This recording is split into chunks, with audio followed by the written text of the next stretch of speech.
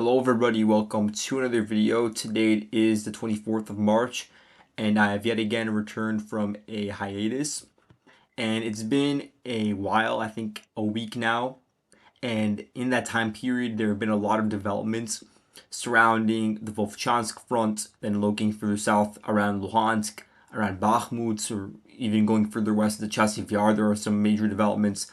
And the Avdiivka front, there are some relatively minor changes, although there are some that are still of importance, and same goes for Velika Novosilka and Robotyne, of course. So we're going to go through all of that, and as a result, I'm going to be pretty brief in my summaries of the changes, and unfortunately, I won't be able to do as much analysis, which always disappoints me because I really like explaining the broader picture in relation to the fighting around certain sectors, because it is just more intellectually stimulating, but it is very important that we get a common understanding of the facts on the ground. And so really you have to get into the minutia of the changes, starting off with the northern front on the border between Russia and Ukraine, Kharkiv, Belgorod. Over here, really since the past week, we haven't seen any significant developments on the Lipsy axis. As I've been saying, this is because the Ukrainians have moved in several thousand reserves into this region and into the Volchansk area, most notably including the 42nd Mechanized Brigade, which has moved from its defending around Chasiv Yar. Now, recently we've seen a lot of activity from the Kastus Kalinowski Regiment, which is a Belarusian volunteer unit, and there was another one that's pretty active around here, the Belarusian Volunteer Corps, and they have been involved in some of the line of contact fighting, some drone operations as well, and so they played a role in just trying to undermine any sort of Russian equipment and troops that make their way deeper into the front line. And so over here you can just see some of the activity of the Ukrainian GUR with their Omega 2 unit FPVs destroying these two Russian vehicles, just to give you an idea of the day-to-day activities. But in terms of strikes and in terms of the intensity of the fighting, it has decreased since May 18th. But we do have some engagements that do verify that the front line hasn't really shifted that much. In fact, there may have been small Russian advances to the south of the village of Lukyantsy.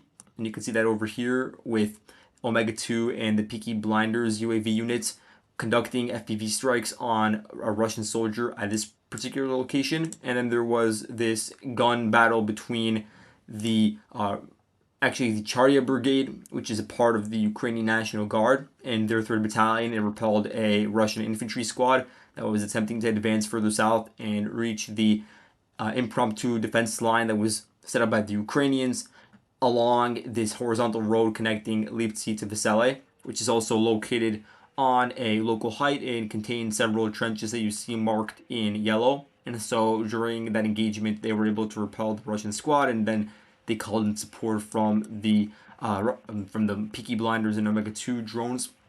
And so that's just an idea of what's going on around here. Russian forces continuing to gradually expand control, moving in additional forces in the hopes of being able to sever the connection between these two defensive nodes that the Ukrainians are really relying on to prevent any sort of further Russian advances. And again, the Russians are taking advantage of the fact that the Ukrainians have moved additional reinforcements from key sectors along the entire front in order to hold back the Russian attacks on the northern border, which has pinned down several thousand Ukrainian forces, some of whom are mechanized units, in an area that is far away from their original sectors that they were responsible for. So here we see some additional Russian advances over the past week, with the Russians entering Staritsia. We don't have full confirmation of the capture, but we do know that, for instance, Deep State has reported on the Russian advances here, and of course, a lot of Russian sources have mentioned the capture of this village. Here we can see verification of the Russian gain based on a video from the 42nd Brigade. Their tank shelled a house in Staritsia. And again, this is a part of the Russian forces gradually getting control of forested regions on the border, and just pushing back the Ukrainians from various less densely populated villages that are to the north of the Donets River over here. Then going further east, the Russian forces are continuing with their clearing operations within northern Volchansk. So there has been some pretty heavy urban battles ongoing between Russian motorized rifle regiments, including territorial units that have been committed either from the 18th or 72nd Division. I think more so from the 72nd Division in this particular part of the Belgorod front. And we could see that over the past couple of days, there has been an advance of the Russian forces, which I would say, if I'm measuring it, amounts to about 500, 600 meters southwards. We could see the verification based on Ukrainian videos showing their targeting of Russian forces. This is a pretty old one from the 18th of May, I believe, which shows not actually this particular marker, but there's another marker from the same general location, which shows Ukrainian FPVs targeting a Russian infantry squad on this same bridge, which does verify the Russian advance southwards. And then here we have another video showing Ukrainian shelling of the residential areas of Vovchansk. Going further east, we could also see some of the Russian positions that have been taken over in the past week. And this is basically a compilation from the Ukrainian side showing shelling of a column of 10 Russian vehicles that crossed the border and made its way along one of these key highways just to the west of Platonivka. And then they also shelled various Russian troop clusters in Vovchansk itself, pretty close to the Vovcha River when you look at it. An area where there has been more back and forth fighting, where the Russians have not been able to solidify full control, is in the northeastern section of the city. And so you can see that the Ukrainians, they moved in the 82nd Air Assault Brigade, or at least one of their battalions, to act as a supplementary force to hold the line and conduct localized counterattacks, just to buy time as the Ukrainians prepare for their eventual withdrawal south of the Vovcha River. And so the 82nd Brigade has played that role, and they were engaged in heavy fighting during the counteroffensive around Robotynev, Verbove. But just due to the fact that the front line in that region hasn't been that active in recent months, that may mean that they have suffered less attrition than other units that were engaged in heavy fighting elsewhere. And so now they've been moved, and they're utilizing their mortars and their Striker infantry fighting vehicles in northeastern Vovchansk. They're firing towards Russian positions, utilizing smoke screens, and dismounting troops in areas near the line of contact to assert control. And so you could say, based on this video evidence, that the Russian forces were slightly pushed back from several areas that are along these blocks that measure around 200 to 300 meters going vertically. But for now, it's not any sort of significant change. And at the same time, if you look eastwards, the Russian forces have actually slightly advanced along this northeastern axis, getting control along this diagonal road. And all in all, the fighting over here has not seen any sort of massive changes since the Ukrainians moved in their reserves.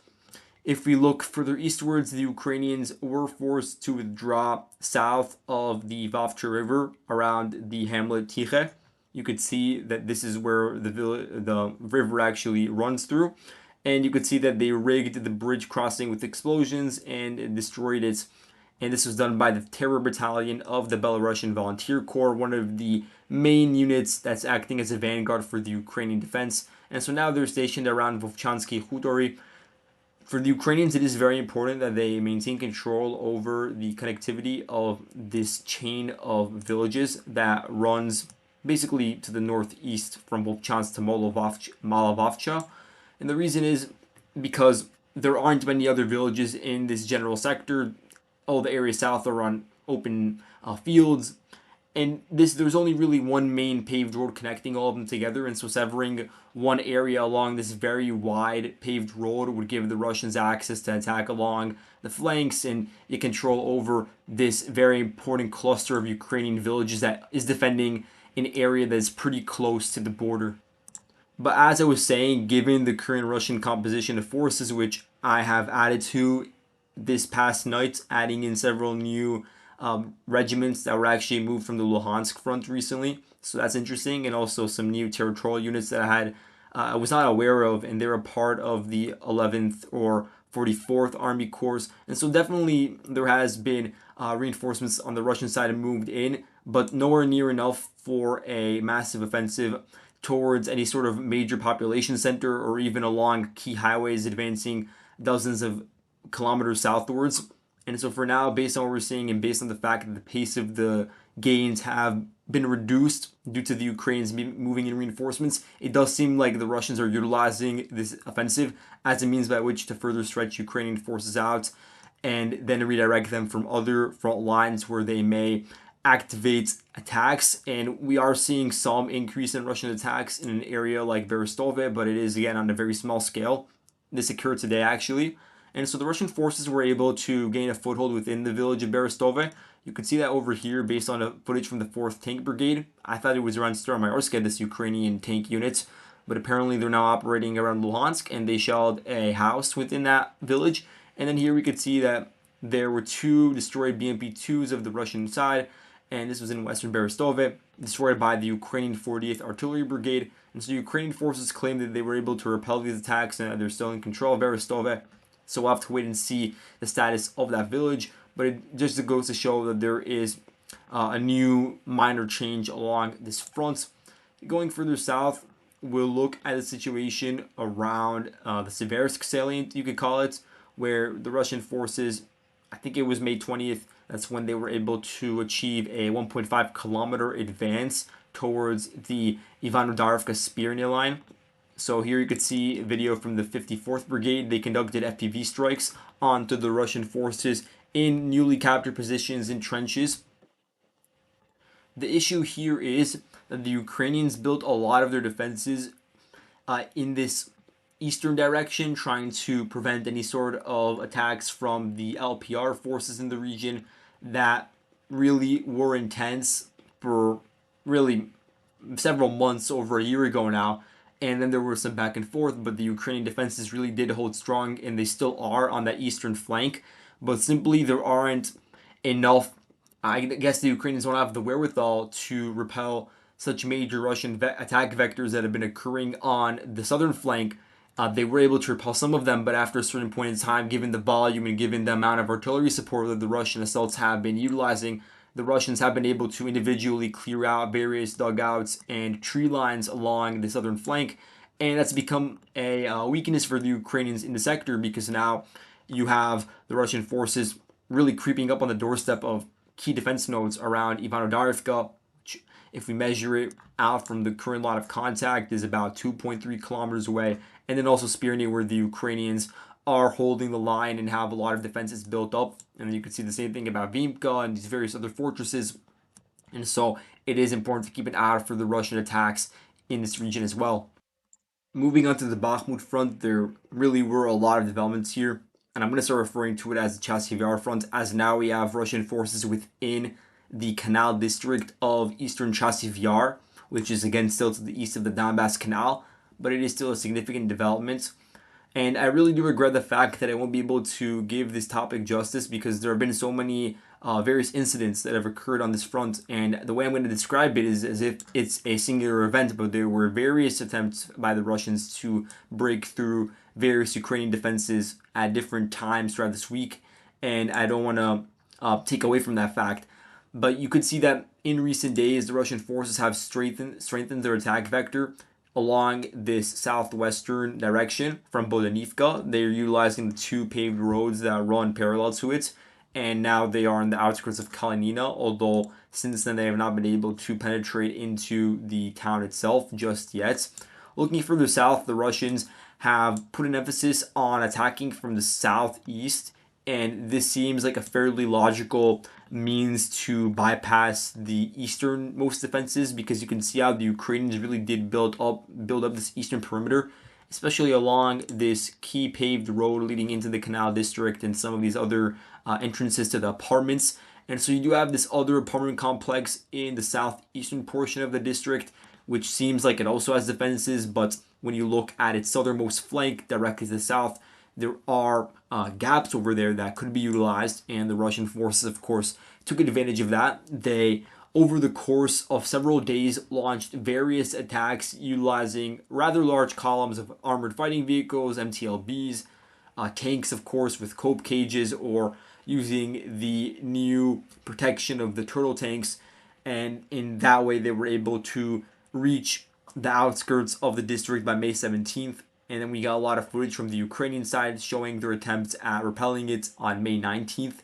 And this was done actually by the Kraken regiment or battalion to a certain extent, which I find very interesting, because Kraken is also operating around Vovchansk, I believe. And so they're now split between Vovchansk and Bakhmut. And that may have been something that needed to be done in order to compensate for the loss of the 42nd Mechanized Brigade, which was moved to the Liptsy area. And so definitely they were involved in repelling various Russian armored assaults. We could see some of the footage here of the Russian engagements. Here there's a Ukrainian drone drop that destroyed a Russian tank that actually made its way into the Canal District. You have the Black Swan UAV unit observing the destruction of a Russian tank in BMP-2. And a lot of these columns, you could even see the drones filming them in unison from the highways around Kromova and then crossing through kilometers of open fields that are near trenches. And you could just see their entire path along the way.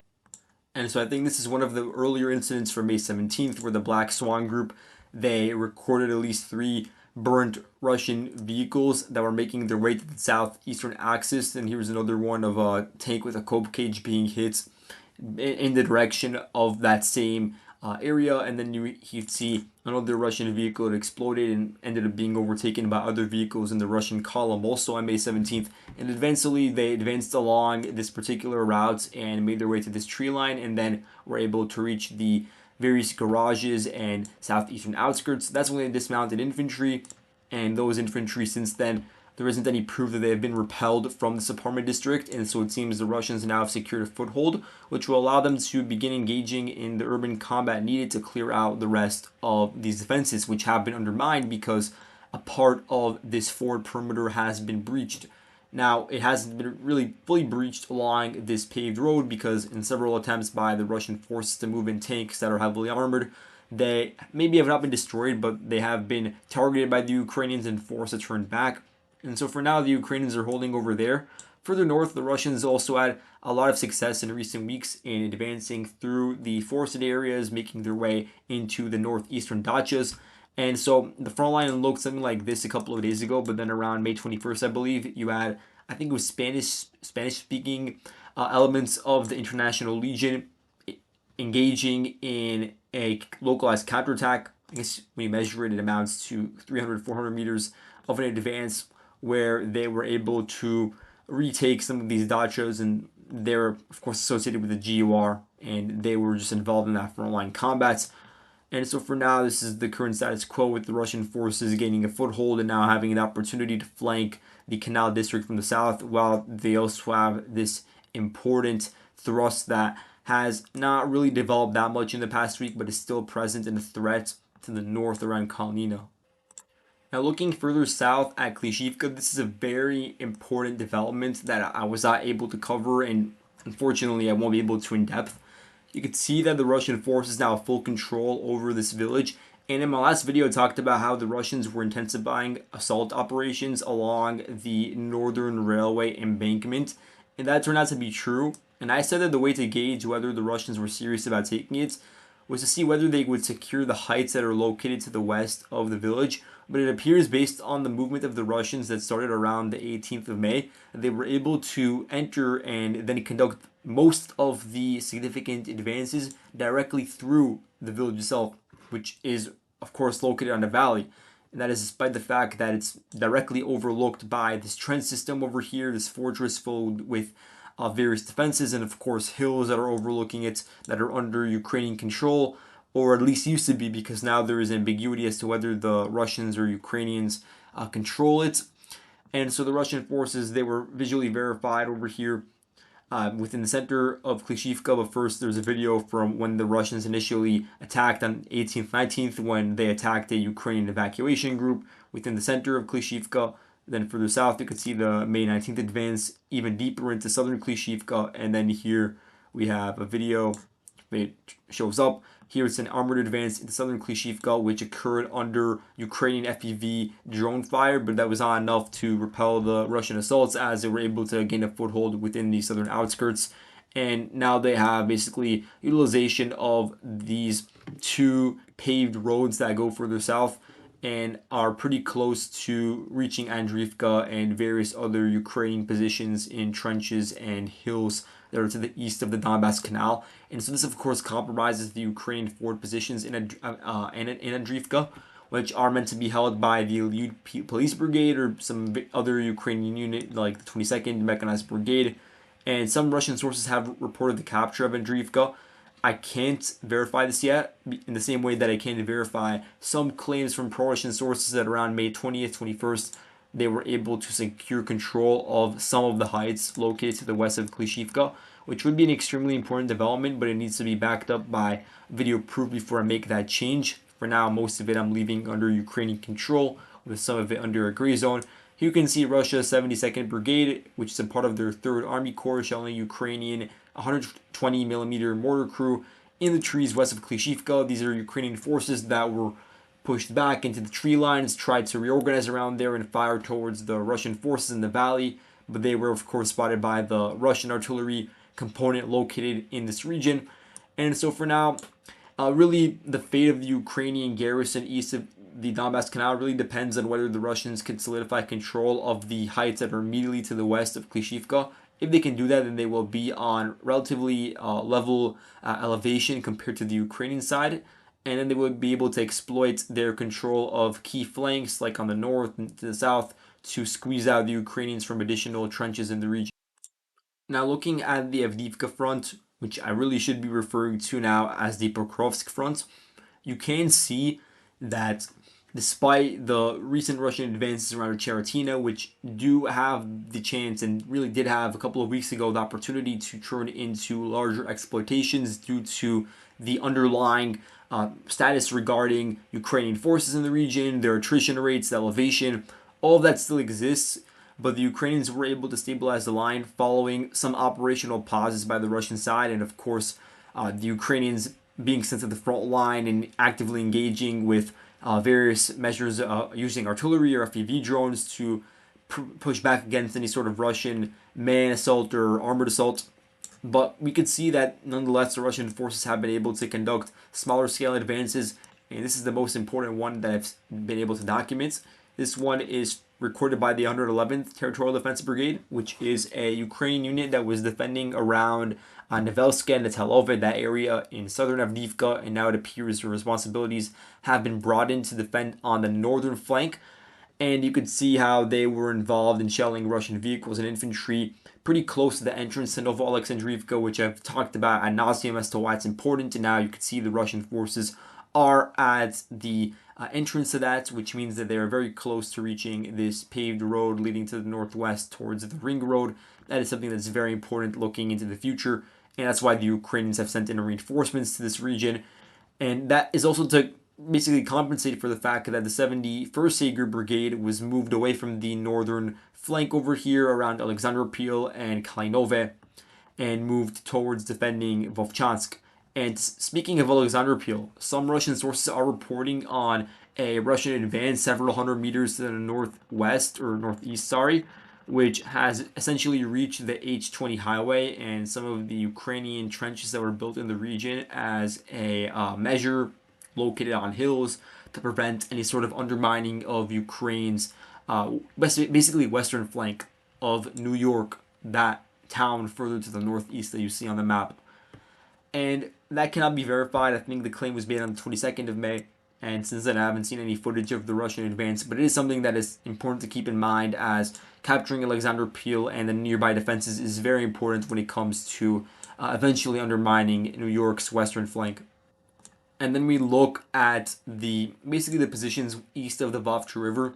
I think we're seeing something very similar as to what happened when Avdiivka was fully taken, when the Russian forces had a period of time, which was probably several weeks long, where they consolidated control over the western outskirts of Avdiivka and then continued pushing gradually through fields. And some of them were speculative assaults. And now we're seeing something similar once the Russians have now taken over the Drina River line and have crossed it in various areas. Of course, that sort of advance over a short period of time in such high intensity operations does lead to fatigue also on the Russian side, and so that explains partially why the assaults have reduced in recent time periods. And this has also given the Ukrainians an opportunity to recuperate their own forces that have been exhausted from the fighting, including the 47th Mechanized Brigade, but they are still at ground zero. They have not been rotated out. They're still fighting in the same way that they were fighting a month ago. And so you could see that they are involved now in operations to target Russian clusters that are gathering around Solovyove. Although the Russian forces have not advanced much over the past few weeks in this region, they have turned many of these frontline villages into forward operating bases for their infantry and for vehicles that then utilize the nearby fields and paved roads to advance. And so, of course, the 47th Brigade is going to target them. You can see here FPV strikes on 2 BTR-82s and a tank in Solovyove. And you can see here another tank that was hit by an FPV and 2 MTLBs that were destroyed by Ukrainian fire. And here you can see several Russian infantry squads that were killed due to the FPV strikes of the 47th in this region. Looking further south, we have a few incidents that occurred, or actually further north, we have this incident that occurred yesterday, which shows the 15th Motorized Rifle Brigade, a Russian unit, destroying a Bradley, which it belongs to the 47th Brigade, and they did this using RPGs and FPVs. And then the crew of that Bradley was evacuated westwards by a second Bradley, and that was done under anti-tank and artillery fire, and so it was probably being evacuated towards Sokil and the trenches in the region. And that's the reason why the Bradleys are even being basically engaging with the Russians on the front line. They want to protect Sokil, and they want to protect the defenses that are just to the north of it in order to prevent the Russians from having free reign over this rail line axis, which is located on a key height and overlooks much of the Vovcha River line for the Ukrainian side. And additionally, over the past 2 days, there has been some information of minor Russian advances in the areas just to the east of Novopokrovsk, but nothing too significant. We also have the full confirmation of the capture of Umansk based on this video here, which shows the victory flag raised in western Umansk, and there's also some incidents of Ukrainians shelling Russian positions in the village. Going further south around Italove, the Russian forces are confirmed to be in control of an additional 700 meters of territory south of the village and around the warehouse area. Now looking across the Horivka, here we have some key developments. So there is still some dispute when you compare the Russian mapping and the Ukrainian deep sea mapping, for instance, about the status of the southwestern portion of the town. But for the most part, it appears the Russian forces have cleared it out. There may be some Ukrainian remnants that are still holding, but this has been the fact now for about a week that the Russians have gotten additional control, and that includes basically taking over this warehouse region, and this has strengthened Russia's flank. They've basically got control over half of the town and squeezed the Ukrainians out of some of their key forward positions, and so now the Ukrainians have consolidated over this new line, which is within the more northern districts, but sort of holding out with the vanguard within some of these apartment buildings just to the north of the industrial district. And so now this new Ukrainian defense line, which is being manned by 79th, 80th Air Assault Brigade, and apparently also elements of the 100th Mechanized Brigade, because the Varan drone group is now operating in this region. They're also operating north of Cheratina. And so this new Ukrainian line, which held for several weeks, you could say, it is now beginning to see cracks formed. And we could see that in some footage that I have geolocated here. Some, which I'll click on this one in particular. This is actually a new video from today, which shows the Russian forces raising a flag in the central Krasnohorivka High School. This was an area previously thought to be in the gray zone, but now the Russian forces are occupying it past this main horizontal road in the town. And that does indicate that some of these defenses are beginning to be pierced, and that puts into question the Ukrainian positions in these various apartment buildings that are located just a couple hundred meters north of the current Russian positions. There's also a lot of questions to be asked about this apartment complex. Ukrainian mapping is split on it. Some say that it's a gray zone. Some Russian sources claim that it's still under Ukrainian control. I think that because there's no visual evidence of Russian capture over here, then the Ukrainians aren't still in control of this key defense node. But you can see how the Russian forces have a lot of pressure being exerted from the west and also from the east. And that means it will be very difficult in the long term to hold on to these apartment buildings, which are very important on a local level, just as a vantage point in an organization, from an organizational standpoint, to avoid being targeted in missile strikes and such. And the loss of such a district or complex would further undermine the eastern flank of Krasnohorivka. Looking further south, the Russian forces are now operating within Parskovivka, and they likely have for the past 5 to 6 days. We know this based on footage which came out first from the Ukrainian side and also from the Russian side, showing battles within the hamlets, especially around this Manushin area. We have several videos from this region. there was a strike that was conducted on the Manshin by the 79th Air Assault Brigade, still operating over here. We also have a Russian infantry squad that raised its flag in Paraskevivka around the 21st of May. And here we have another strike on the area around the Manshin, targeting a Russian cluster of forces with an M31 GMLRS rockets. But for the most part, it seems the Ukrainians have withdrawn from Paraskevivka towards their main defenses around Konstantinivka. A lot of the defenses around Konstantinivka are basically parallel to this key highway, and so there's a question about how many are directly to the east of Konstantinivka, and perhaps how many are being built up or were built up in the fields south of the village. And now the Russian forces essentially have control over this particular paved road leading directly into the village, and if they get full solid control over Paraskevivka, then they'll also have access to this other paved road leading into the northern part of Konstantinivka. And so now we're seeing that battlefield begin to take its shape, and this was further verified by video from the 39th Motor Rifle Brigade with their armored vehicle dismounting in a field south of Konstantinivka, dismounting infantry squad, and then they basically engage in small arms combat with the Ukrainian forces in the same trench. So that gives us the furthest extent of the Russian advance westwards in this region. And this is all part of the Russians preparing to get control over the southern hills overlooking the chain of towns that is based around Konstantinivka, and then going further to the northwest. Around Oruzhenia, we have some important developments. I think that a lot of the Russian gains around here are an opportunity that the Russians took advantage of because they saw that some reserves are being moved elsewhere to Avdiivka or perhaps further north. And you can see that with how I talked about the 4th Tank Brigade, which I thought was operating around here. But then we saw its presence around Luhansk, for instance. And then you look at the Marine Brigades that were moved out over half a year ago to fight in Kherson. And so, yeah, there has been a degrading that the Ukrainians have been forced to make of their defensive node around here, and the Russians took advantage of those weak points and are also utilizing elevation to their advantage to attack key villages near the Mokryali River like Oruzhenia. Here we can see the Russian forces. This was specifically the 14th Spetsnaz Brigade of the Russian side and Vostok group of the DPR. They damaged an M113 APC and a BMP-2, and then the Ukrainian squad that was located within the M113, I think, they were forced to dismount and flee to one of the nearby houses. And then you look at some of the Russian solidification of the warehouses. You can see that based on video footage. Here we have the 40th Naval Infantry Brigade raising their flag in southern Oruzhenia in the ruins of the warehouse. Really, all of the southern part of the village is in a complete state of destruction. It's now the second time there's been a key battle around here, and you can just see based on the ruins that it is extremely difficult to be exposed in one of these villages, as you will be seen by drones or artillery. And so a lot of the combat is also going on in basements. And around Staromayorsk, here we have a very interesting development.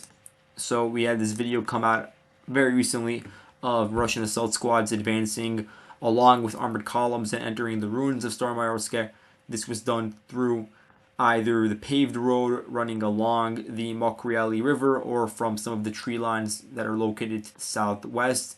And they were able to push into Staromayorsk, forcing the Ukrainians out largely of the village because there was a threat of basically being pinned against the riverbed over here and being unable to connect with the wider Ukrainian defense garrison. And so they just opted to advance further north or withdraw further north and consolidate around some nearby defenses and tree lines, but with the hope of at least not allowing the Russians to reach Makarivka. And so for now, the fighting is going on a kilometer or two south. And then further Russian advances were noted based on videos of Russian soldiers on motorcycles. And, you know, we're seeing a lot of this on the Zaporozhye and now Velika Novosilka axis, where you see Russian forces on a small scale utilizing motorcycles to enter a key area with a lot of mobility, being able to get off quickly and entering into basements. And so that's what's being done around central Staromayorsk. And so the Russian forces are in the process of consolidating control over the residential areas. And then we'll see what happens with the trenches further north. And now looking at Robotyne, this part of the front line is being characterized by the withdrawal of the 82nd Air Assault Brigade in part or in a whole to fight around Volchansk, which will degrade the Ukrainian defensive node over here even more. but it will have less of an effect on Roboltine because 65th Mechanized Brigade is the main unit defending in that sector. But nonetheless, the Russian forces have spent the past few days gradually expanding their control of the perimeter of Roboltine in the hope of eventually squeezing out the Ukrainian infantry squads located to the west in this valley area. They were able to push back the Ukrainians several hundred meters in recent weeks. And then when we look at the Roboltine outskirts, here we have a video from the 65th Mechanized Brigade showing their FPV striking Russian forces in a basement, further verifying Russian advances in this area. And then looking further to the east, here we have a Russian soldier who was probably the last one within his forward infantry squad around the 19th of May, surrendering to a Ukrainian drone. And so this is one of those forward Russian elements that was able to reach an abandoned area and then was, due to the Ukrainian drones, really didn't have a choice but to surrender. But it also verifies where the Russians are located. And so that's all I have for today. Thank you all for watching, and I'll see you guys in the next video. Goodbye.